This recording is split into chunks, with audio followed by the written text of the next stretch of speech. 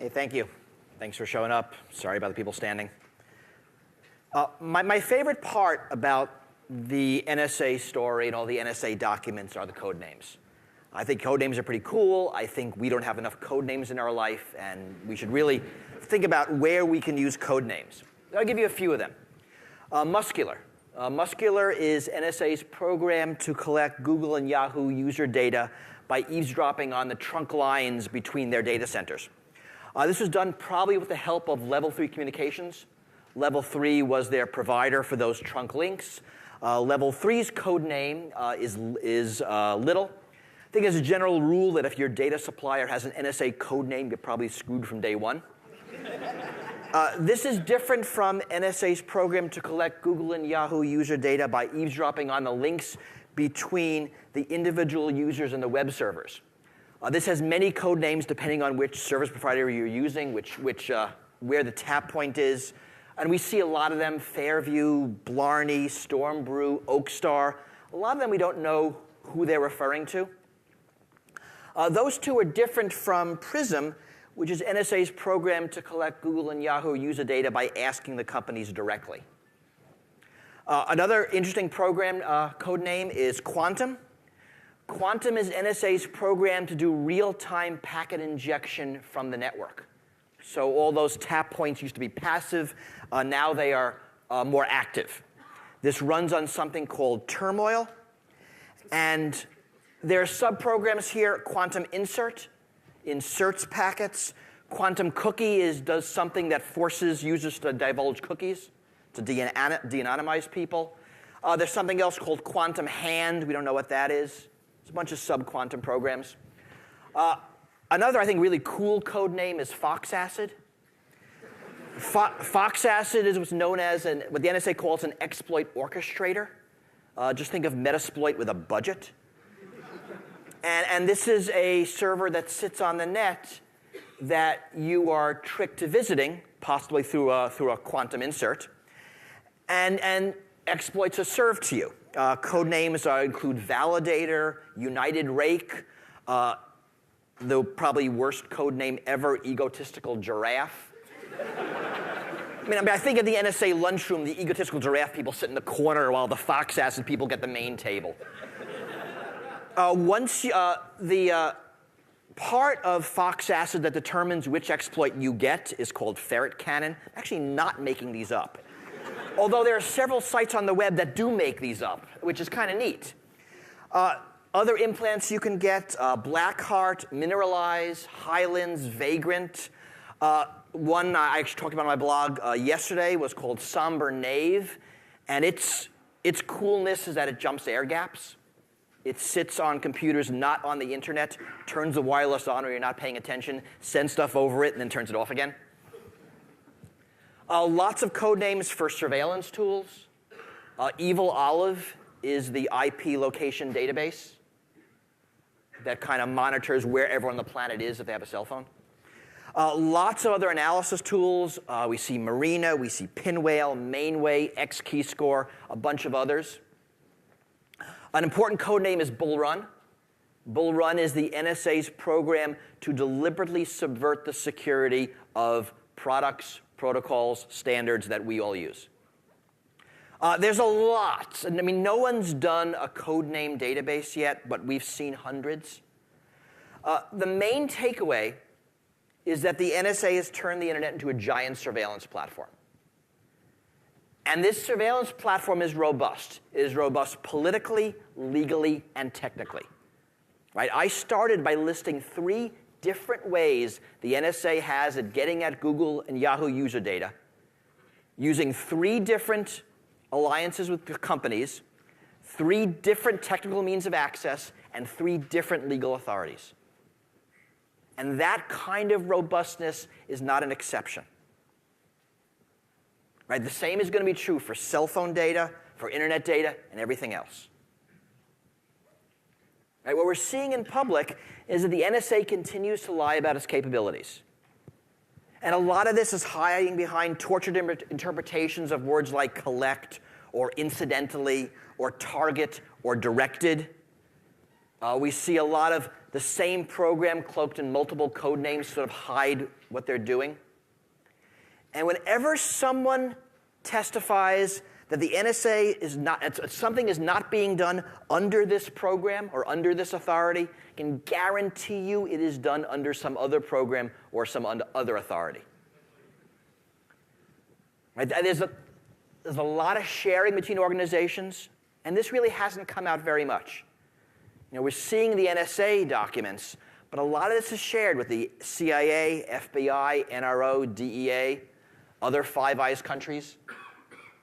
Right, Five Eyes is US, UK, Canada, Australia, New Zealand, kind of the rich English language speaking countries club. We're seeing some of that. We're seeing NSA sharing data with DEA and telling to lie about it. The term is called parallel construction. We're seeing some of the NSA devices for faking cell phone towers and grabbing cell phone data. Very similar to Stingray, which is the FBI's program, probably the same technology. And fundamentally, the NSA's mission is to collect everything. And you see those sorts of slogans permeating the documents. Collect it all, know it all, exploit it all. I mean, these are what the agency is trying to do. And you see it in sort of the far-flung reaches of the programs. Programs to collect internet data from airplanes. Right? Programs to collect the chat conversations in virtual world. Right? I mean, that's where you sort of see the mentality at its most extreme. Right? That there can't be little pockets of uncollected communication. And to understand that, you really have to understand the NSA's history, where that mentality comes from. Right? The NSA was born during the Cold War, where sort of a voyeuristic interest in the Soviet Union was normal. I mean, that's what we did. And we collected a lot of data, right? Some of it useful, a lot of it not.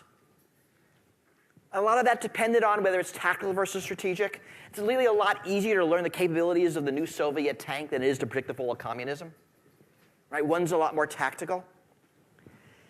And this sort of ubiquitous collection mentality really should have died with the Cold War. But it got a new lease on life after September 11th. Because that's when the intelligence agencies got an impossible mission. Never again. Right? Make sure this never happens again. And if you think about it, if you're given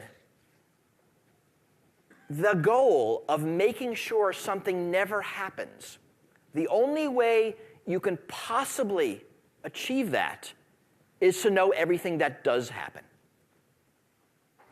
And when the enemy changed from the Soviet Union over there to the terrorists in this room, the giant eye, which was looking over there, now has to look everywhere. And that looking everywhere has been aided by technology, right? by the natural trends of IT. And fundamentally, data is a byproduct of the information society. Everything we do on a computer creates a transaction record. Right? So data becomes a byproduct of all the internet age socialization we do. Because everything we do is increasingly mediated by computers. And this data is increasingly stored and increasingly searchable. And this is just Moore's law. Right? Data storage drops to free, data processing drops to free, and it becomes easier to save everything than to figure out what to save. And the result is we're all leaving digital footprints everywhere in our life. Right? Cloud computing exacerbates this, and it has a lot of sort of natural properties that come out. Wholesale surveillance. Right? Follow everybody. Would have been impossible before. Surveillance backwards in time. Follow that guy last month. Right? The death of ephemeral conversation. Systems that never forget. Right? I mean, something I think is going to change our society enormously we haven't really grappled with. Right? And none of this is a result of malice on anybody's part. Right? This is just the way computers work. So the result is a public-private surveillance partnership. Right? There's a fundamental alliance of business and corporate interests. And we have built systems that spy on people in exchange for services. Right? Surveillance is the business model of the internet. And a lot of NSA surveillance piggybacks on corporate surveillance. Whether it's getting internet cookies, whether it's using your cell phone as a tracking device, either directly because you have a GPS, or through the cell tower, or through apps that transmit location. The code name for that one is called Happyfoot. I tell you, code names are cool. Right? And everything else. This is a combination of overt collection and covert collection, which also came from the Cold War. I mean, it was pretty often we would go to US companies and say, hey, you're getting trunk communications from the Warsaw Pact. We want access to them. We also had to tap undersea cables in the Soviet Union because we couldn't ask them. Nowadays, overt collection is complex. Right? We see cooperation. Hey, AT&T, can eavesdrop on everything? Sure, put your stuff in that closet over there. Don't tell anybody. We see bribery. We see threats. We see compulsion. Right? This is truly the golden age of surveillance, because everything we do is now surveillable. Right? And it's not only metadata. And I think this is one of the biggest PR losses we got when the president said it's only metadata. Actually, he said it twice. Don't worry, nobody's listening in your phone calls. I hate the fact that he's using the word listening twice. He didn't use recording, transcribing, analyzing, reading. I don't know, but it kind of bothers me. He likes to use the word listening. Metadata equals surveillance. Right? This is sort of an easy thought experiment. Imagine you'd hire a private detective to eavesdrop on somebody. That detective would put a bug in his car, his home, his office, and you'd get a report of the conversations he had. If you asked that same detective to put someone under surveillance, you'd get a different report. Where he went, who he spoke to, what he read, what he purchased, what he looked at. Right? That's all metadata. Fundamentally, metadata equals surveillance data. And in a lot of ways, metadata is much more important than conversation content. You learn a lot more about what's going on from the surveillance data than from the eavesdropping data. And something that hasn't been talked about much are the analysis tools. Right? The NSA has some really sophisticated analysis tools for going through this data. The good example of this was the Washington Post article on the cell phone location database. And they had a few examples. So the NSA looks at this database, which is a database of sort of everybody's movements around the world. And they look for pairs of people coming near each other, turning their phones off, and then turning their phones on again an hour later, going away from each other. Right? They look for secret meetings. They know the phone numbers of US agents overseas, and they look for phones that are roughly tracking their location. They look for people who have tails on them. They look for anonymous phones that get turned on, used for a while, turned off, and another phone is turned on in the same place and used for a while. They look for burner phones. Right? And that's just one database. Last week we saw a research project from the Canadian NSA, from someone with the job title of tradecraft developer, which we should all aspire to.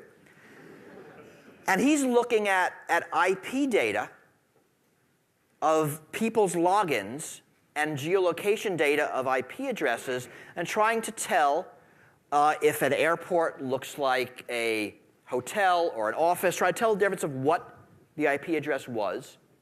And then if he can find people who don't want to be found based on who's logging in where. Kind of interesting report. It turns out Microsoft did much the same research and patented it. I'm not sure where this all stands now. But there's a lot of this. And Unfortunately, the public debate tends to focus on particular collection, right? The Verizon cell phone calling record database. But it's never that, right? It's Verizon metadata plus contact list collection plus some various data mining techniques. Or it's drones with cameras plus face recognition plus Facebook's tagged photo database and NSA's location tracking of phones. Right? You start putting these things together, and you see some very sophisticated analysis. And I hope there'll be more stories about that. Right? Another thing, this is actually not just about the NSA, or really just even about the US. Right? The US has a very privileged position on the internet, but this is really about general techniques. Right? We get this extraordinary window into the NSA's activities from the Snowden documents, but none of this is something any well-funded nation-state adversary would not do. Right? The techniques in quantum are pretty much how China runs the Great Firewall. Right? Russia, Syria, Iran use a lot of these techniques. Right? And remember, technology spreads. Today's NSA programs become tomorrow's PhD theses and the next day's hacker tools. Right? So when we see a lot of these NSA programs, what we're seeing is a 3 to 5 year window on what the criminals are going to do. And in a lot of ways, that fundamentally is the harm. Right? We have built an insecure internet for everyone. Right? We've basically enabled the panopticon. Right? And all the losses of freedom and liberty and individuality that come with that. We now have a complete loss of trust in technology and in protocols, in the institutions that govern the internet, a lot of the corporations that provide cloud services or infrastructure equipment. Now, unfortunately, there are a lot of details we don't know. These documents are NSA only. I don't think there's anything on US Cyber Command. And they are SIGINT only. I've seen nothing on ComSec. And company names are very, very rare. Now that PRISM slide of the list of company names, we were all excited because we see company names. It's like the only one. A lot of these company names are hidden behind code names. And these code names are classified ECI, extremely compartmented information. Near as I can tell, that means they're not written down. So in a lot of cases, we're just not going to know who's compromised, how they're compromised. We're just going to know that a lot of things are compromised. In some ways, this might be better. Because if we knew the names, we'd just chase yesterday's problems rather than working on tomorrow's solutions. And really, we have a choice. We can build an internet that is vulnerable to all attackers, or an internet that is secure for all users. Right? Basically, we have made surveillance too cheap. So the solution is to make it expensive again. Now, there's some good news, bad news here. In his first interview after he became public, Edward Snowden talked about it. And he talked about encryption. And he said, encryption works. Properly implemented strong crypto systems are one of the few things that you can rely on. And this is an important lesson. Cryptography works. Right? This is the lesson of NSA's attempt to break Tor. And the NSA can't break Tor, and it pisses them off. This is the lesson of the NSA's program to collect contact lists from the backbone. If you looked at their collection data, they collected about 10 times the amount of data from Yahoo than they did from Google, which seems odd because Google is maybe about 10 times as large as Yahoo. But at the time, Google used SSL by default, and Yahoo did not. So it was a much more fruitful avenue of attack. Right? This is the lesson of Muscular. There's a great handwritten back of the napkin diagram in the Muscular presentation, which points to the point where the SSL has been removed so the data can be grabbed. Cryptography works. The math works. Unfortunately, the next sentence in Snowden's reply to a question is sort of equally important. Unfortunately, endpoint security is so terrifically weak that the NSA can frequently find ways around it. Right? The math works, but math has no agency. It's the stuff around the math that is the most vulnerable. Now, we do know there exists some piece of cryptanalysis that the NSA has, at least some piece. Right? We know this, we can guess this because they make a huge investment in mathematics. Right? They basically hire the top 10% of the country's mathematicians every year. Presumably they're doing something. And in a document called the Black Budget, which was also released, I think, in August, there was an introduction by the Director of National Intelligence, James Clapper. And there was one sentence in it, and the sentence kind of just lives there out of context, so I'll give it to you. I think the words are important. We are investing in groundbreaking cryptanalytic capabilities to defeat adversarial cryptography and exploit internet traffic. So that quote doesn't sound like we've hired a bunch of really smart math guys and are hoping they get lucky. Right? That quote sounds like we've got something. It's on the edge of engineering practicality, and we're working to build the massive supercomputer, the big memory array, the huge interconnection project, the thing we need. Now, we don't know what that is. I have 4 guesses. I had 3, but someone suggested a 4th. The first is elliptic curves. There's a lot of math in elliptic curves, and it's reasonable to assume that there exists some pretty good cryptanalytic techniques inside the NSA that aren't outside, that either exploit elliptic curves in general or some unknown to us class of elliptic curves. We do know that the NSA has attempted to influence curve selection. Right, so that points to that. The second is some general advances in factoring. Right, and if you look at the academic world, factoring gets cheaper. Factor a 10 here, factor a 2 there, factor a 5 there. You assume the NSA is 10 years ahead of the state of the art. You can plot the curve and see where they are. Right? Perfectly plausible. Third possibility is RC4. RC4 is a stream cipher invented by Ron Rivest a long time ago. And it is just on the edge of breakability. It's a beautifully designed cipher that we just can't break but feel like we should be able to. And I can go into lots of reasons why. Plausible that they have something. It's very commonly used. The last is some technique to exploit bad random number generators. There's a lot of bad random number generators out there.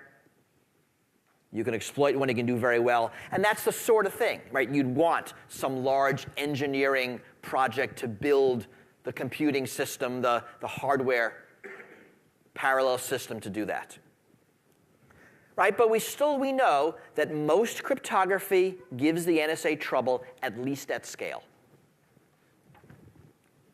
Right? Most of how the NSA breaks crypto is by getting around it.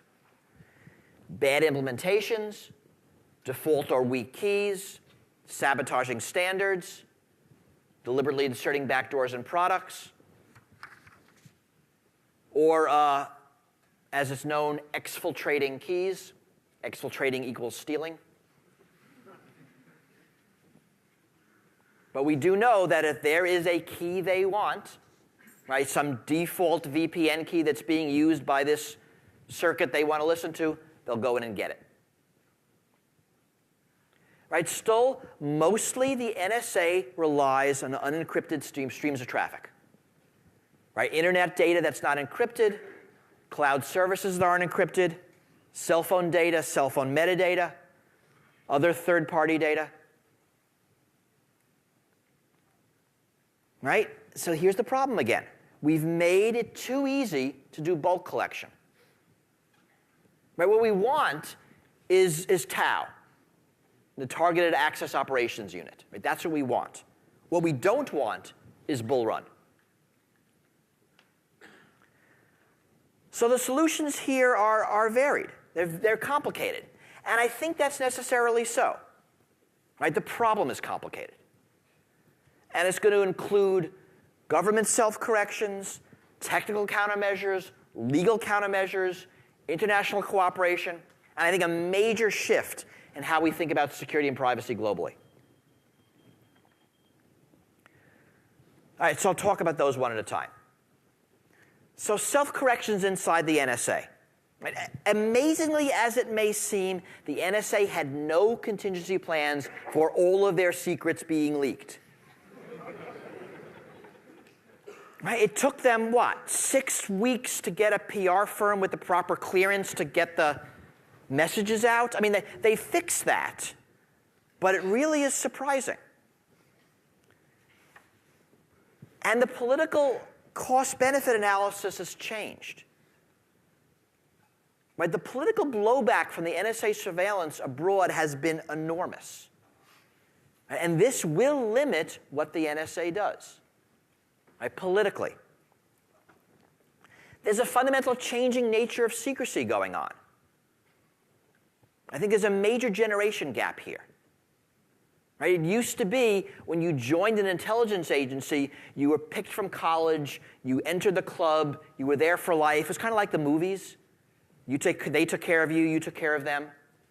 Right? That kind of quid pro quo doesn't exist in a world of contractors. Right? Snowden didn't work for the NSA. He worked for a contractor. He had no job security. Right? Chelsea Manning was on a 4-year tour. And these people are looking at this relationship very differently than a career NSA analyst. Right? And the NSA is going to have to incorporate the risk of exposure into what they're doing. Right? They have to assume that everything they do will become public in 3 to 5 years. Right? And that's important, because if Snowden told us that the NSA was spying on North Korea and the Taliban, nobody would care. That we were spying on Belgium. Or I guess that the UK was spying on Belgium, which was like Connecticut spying on Nebraska. Right? This risk analysis changes. And I think there are going to be self-corrections inside government. Now, this effectiveness of bulk collection is being challenged. The last 2 NSA directors, General Alexander and before him General Hayden, were both believed in collect everything. But there is a contrary belief that this isn't effective, and that there are fundamental limitations of intelligence, that this collect everything mentality might not be the smartest. There are self-corrections going on inside corporations. Right? It used to be cooperating with the NSA was cost-free, because the NSA assured you nobody would ever know. And now, nobody believes that. So we're seeing a lot more fighting back. The public opinion is very much against companies that are cooperating, especially overseas. We've seen lots of public announcements of loss of sales. Cisco, IBM, the Cloud Security Alliance, AT&T have all talked about losses of sales because of this. Right? They're now lobbying for more openness because they need the world to trust them with their data. Because reputation matters here a lot, which means you're going to get a lot less cooperation. And we know Yahoo fought a court case, and we're happy for that.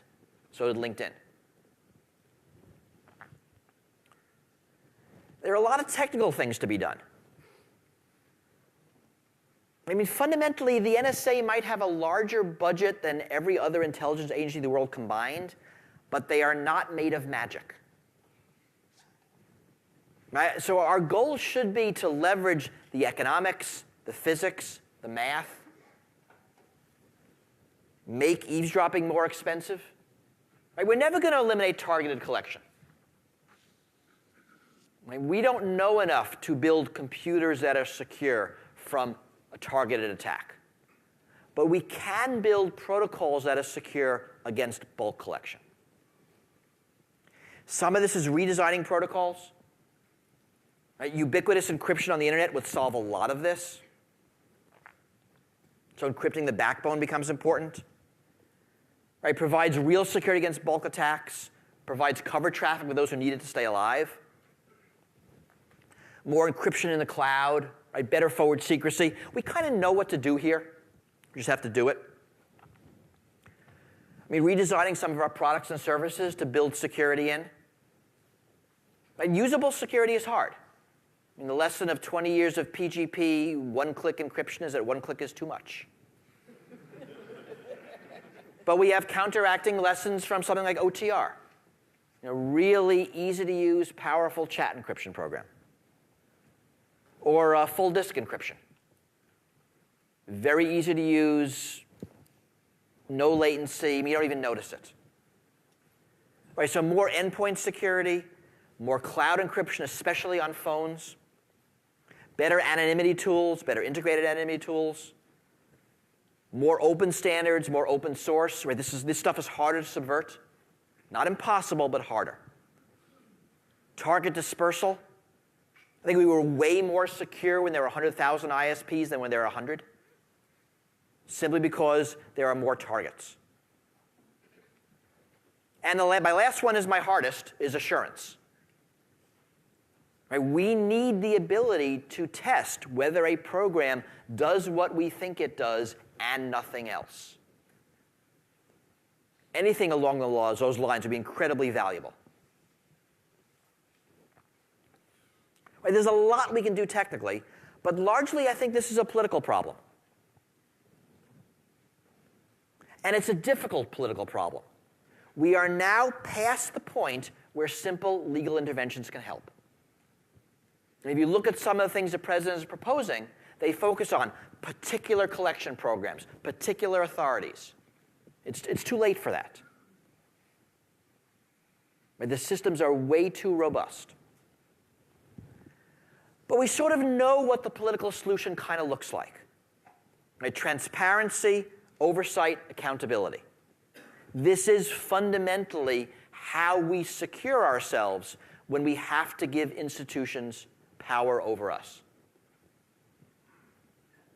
And the problem is that laws have lagged technology. I have a quote from General Hayden. He gave this quote after he was in charge of the NSA, but it's a really good one. And he's talking about capabilities and that the NSA follows the law.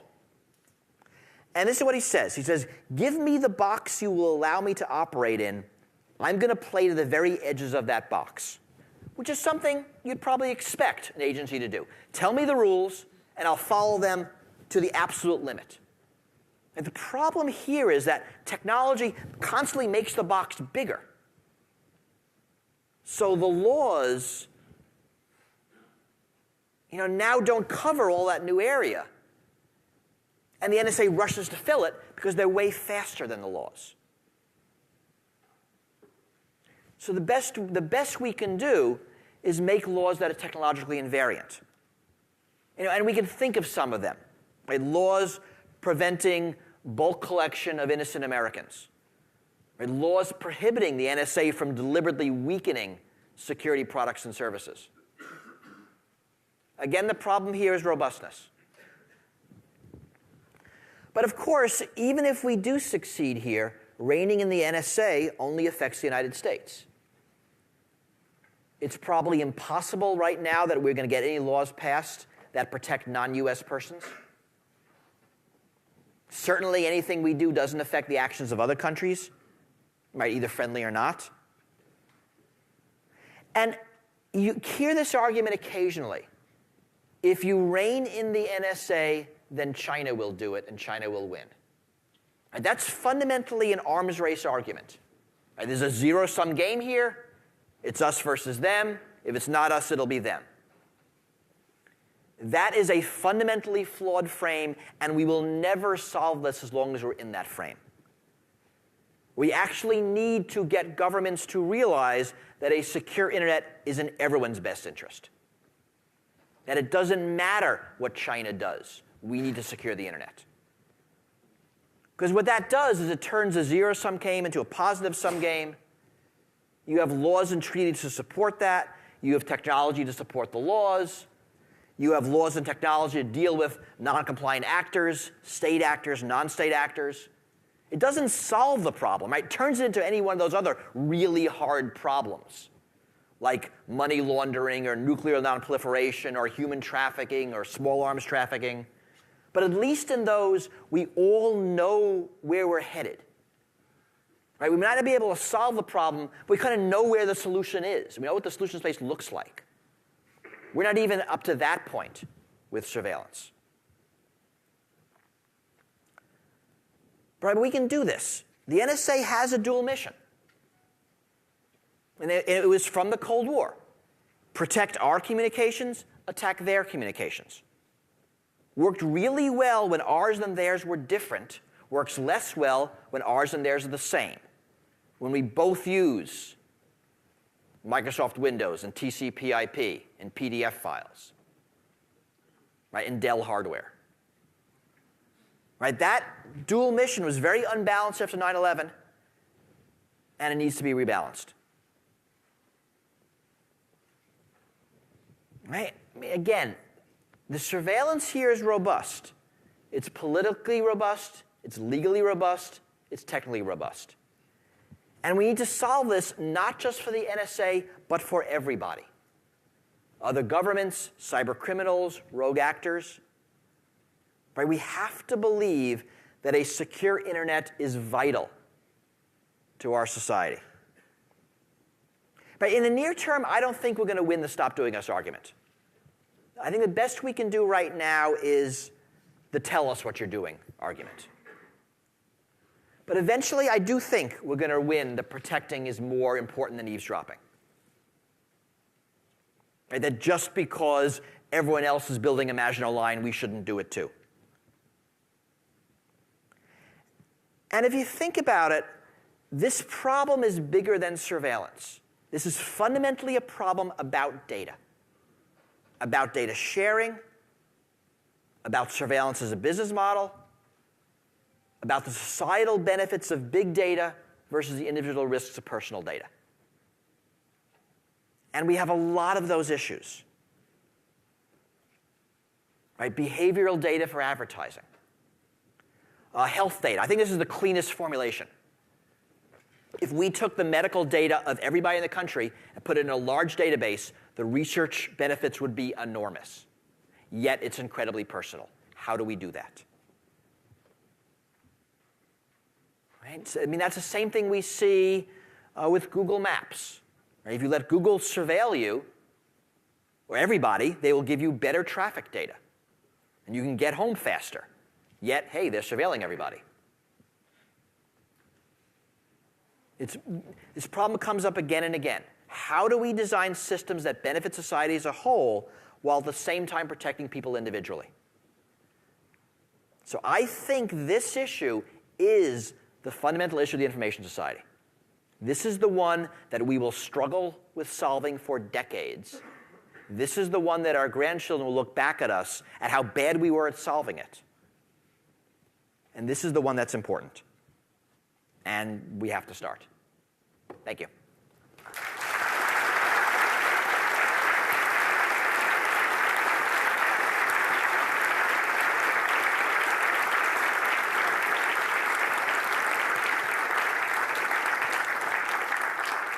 So I'm happy to take questions. There's a microphone there. There's a microphone there.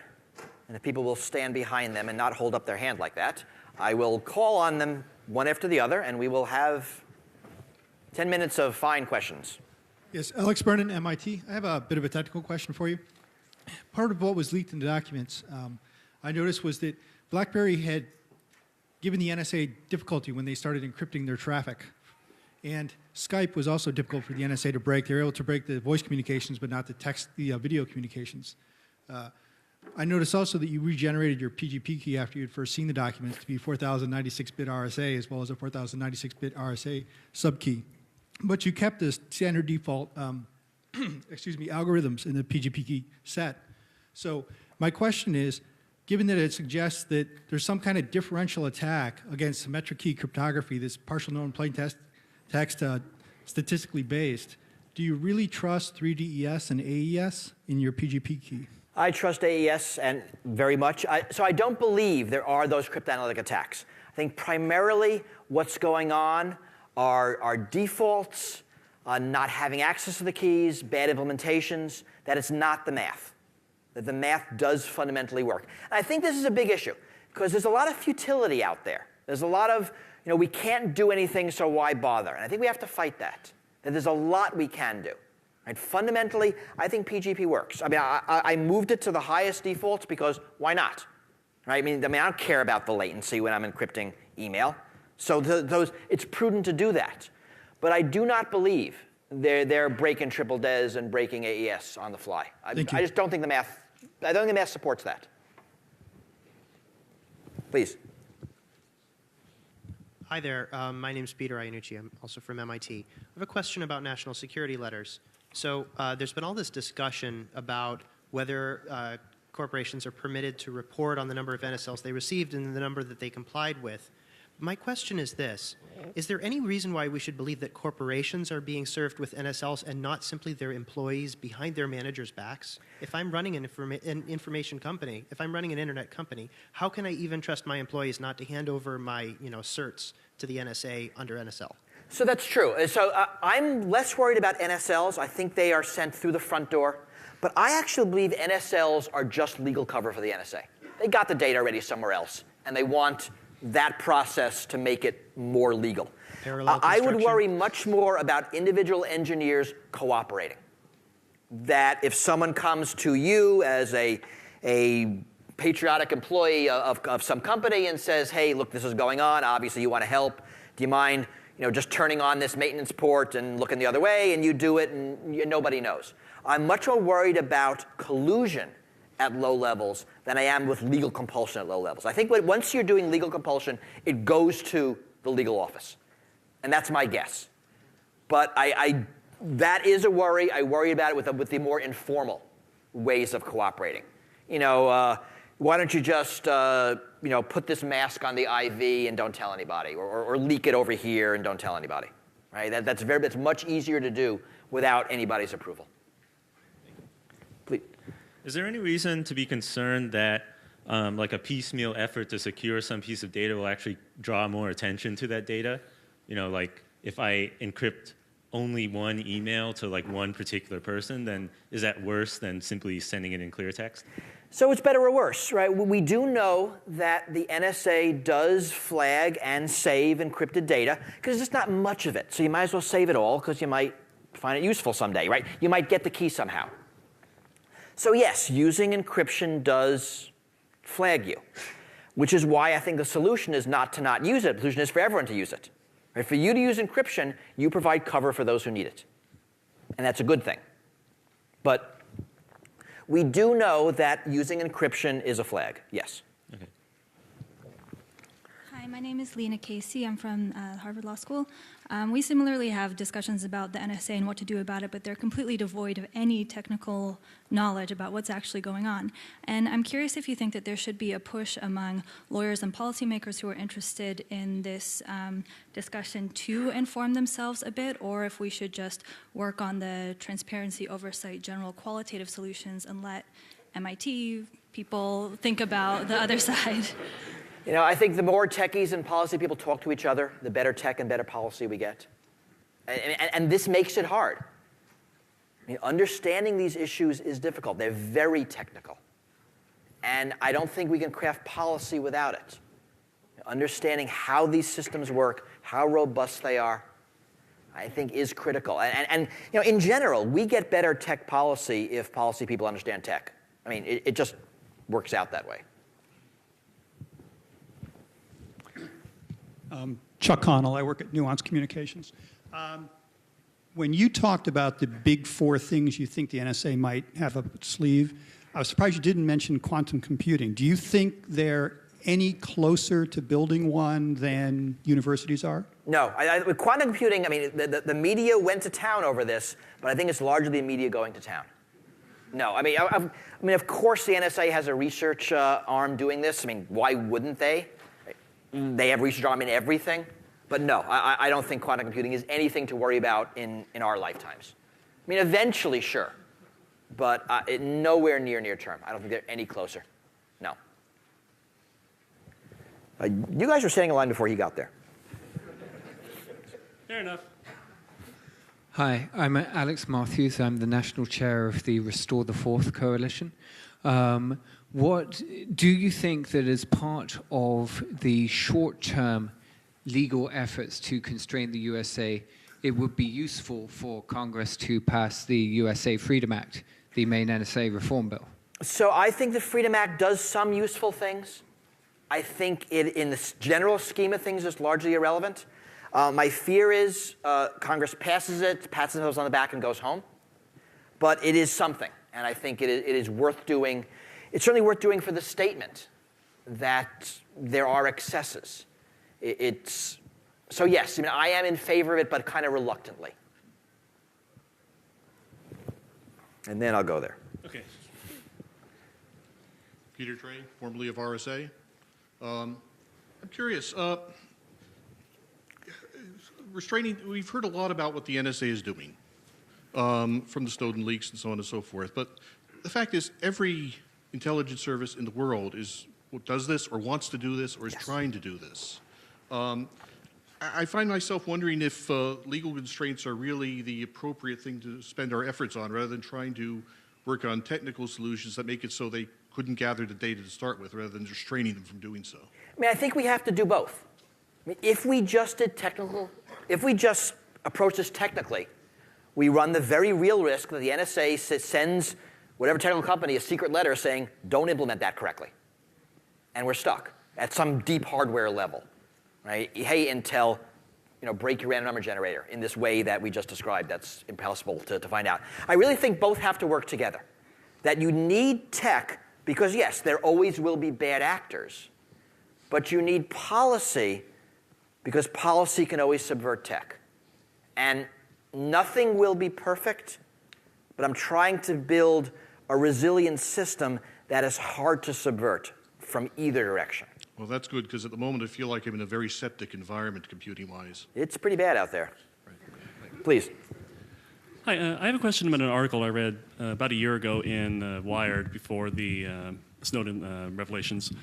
I seem to recall the article talking about the Bluffdale facilities in Utah, and there was some speculation that, going back to what you talked about earlier about possible cryptanalytic breakthroughs, that there may be something going on at Oak Ridge, and how they may be harnessing Bluffdale to do something like, say, break AES. And I was wondering if you had anything to say about that. So we don't know about the facilities. I mean, lots of people have been calculating how big they are, capacity based on square footage, based on power requirements, and sort of indirectly trying to figure out what they are. My guess is they're giant storage and analysis facilities, that they're less breaking things and more analyzing the massive trove of unencrypted data that goes through their doors every millisecond. And that's what they're for. We don't know. And there certainly could be parts of that are doing some advanced cryptanalysis. We're really just speculating. Hi, Dave Clark. You've made the distinction between surveillance and eavesdropping, which I think is a very important distinction, and you're talking a lot about encrypting data, which actually gets at the issue of eavesdropping, this gigantic mass of unencrypted data. But I agree with your point that the surveillance or traffic analysis in one framework is an incredibly revealing thing. And as I think about the architecture of the internet and the architecture of the underlying layers, the cell system, the cellular system, and so forth, it's really hard to understand how to bring crypto to bear to bury some of the basic facts like where I am and so forth. So when you begin to think about redesigning networks to reduce the revelations associated with metadata, do you have some theories about the right way to go at that, or how we can bring basic tools like crypto to bear to solve that? Because end-to-end encryption is, I understand that, but then there's all this gluck underneath. And that's an interesting problem. And I think it's less crypto and more designing protocols to be more peer-to-peer. I mean, we sort of learned this with file sharing. You could have a centralized file sharing system, or you can have a peer-to-peer system that is more resilient to attack. I mean, some stuff I think you can never get away from. My cell phone has to know where I am, otherwise it can't give me phone calls. Right? But is there some way to design that so that the whole network doesn't know that? Maybe it's just known locally. Some of the metadata could be encrypted. the data that's sent up from my phone apps, which we know the NSA is grabbing, location data and other things. That kind of stuff can be encrypted. So in a lot of cases, I think we can encrypt metadata because it's not needed in the network. Some stuff we can't. And I'm hoping that with some smart redesign, we can minimize or anonymize the metadata we can't encrypt. Could I just have a quick follow-up? Yes. The disadvantage of peer-to-peer is that it reveals that I'm talking to you. A countervailing argument could be that if we have a secure server in the center of the net, and we somehow believe that that's resistant to attack, then I talk to the server, you talk to the server, all the NSA knows is everybody talks to the server. So it's not clear to me that peer-to-peer actually reduces the traffic analysis of Right. revelations. And doing that properly is fundamentally the way Tor works. Right? There are lots of servers. And so I think there's just, I don't have answers here, but my guess is there's smart redesign we can do. So I'm taking a last question, and it's over there. So just a couple quick ones. Just broadly, do you think Snowden is a traitor, and like sort of on the whole? So I really dislike the question because I mean, fundamentally we're in the middle of it, and I think that question will be for history to decide. Okay. That knowing that in the middle, when we don't know the outcomes of everything, what are the outcomes of this public debate? What are the outcomes of these NSA excesses? Will they be determined to be illegal or not? Will history decide they're illegal? What he did was very individually moral, and he fundamentally betrayed the NSA because he felt he had a greater allegiance to the nation as a whole. And that's a very powerful argument, and I mean, right now I agree with it. But I don't think you could answer that question for another dozen years. Okay. And it's an important one in the media, but I'm much more interested in the documents than the moral history of how they came in front of me. Okay, and then just one sort of follow-up. Given that, I mean, everyone here is clearly very interested in this topic and passionate about security, it's a limited part of the lives for the general public. Do you have a message that you would recommend we take to our friends and colleagues on why we should care and why we should go towards encryption and do something that probably people have never even heard of to make the internet better for everyone else? And this is a hard question, and I think if we fail, it'll be right there. That the counter-argument's easy, right? Terrorists will kill your children. That's the argument. And the thing about that argument is it stops all rational conversation. I mean, I can discuss the inefficacy of bulk collection. I can discuss the expense, both in money, in liberties, in our legal system, in our economic system. Right? I can talk about the abuses and the harms. I can talk about the loss of privacy. But those are all pretty theoretical against terrorists will kill your children.